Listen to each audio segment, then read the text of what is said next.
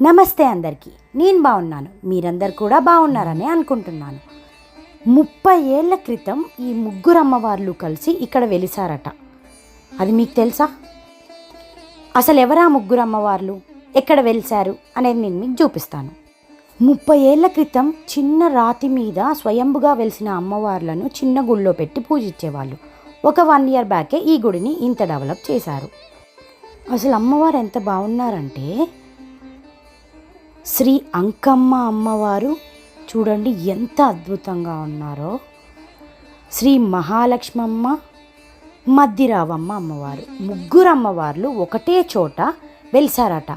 అందుకోసమే ఆ ముగ్గురు అమ్మవార్లను విడదీయకుండా అలా 3 మళ్ళీ కొత్త విగ్రహాలతోటి అలా ప్రతిష్ఠింపజేశారంట.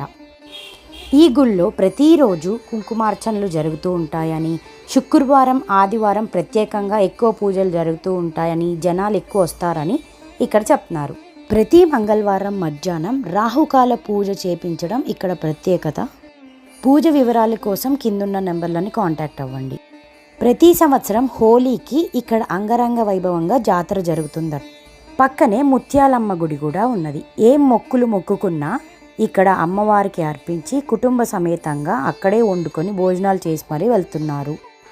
అమ్మ పవర్ఫుల్ కాబట్టే కదా అంతమంది వస్తున్నారు. గుడి ఆవరణ చాలా విశాలంగా ఉంటుంది.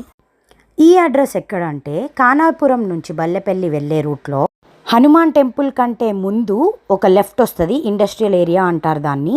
ఈ కైకొండాయగూడెం బోర్డు కనిపిస్తుంది మీకు.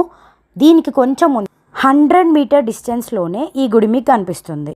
శ్రీ అంకమ్మ, శ్రీ మహాలక్ష్మమ్మ, శ్రీ మద్దిరావమ్మ టెంపుల్. మీరు కూడా దర్శనం చేసుకొని ఎలా ఉందో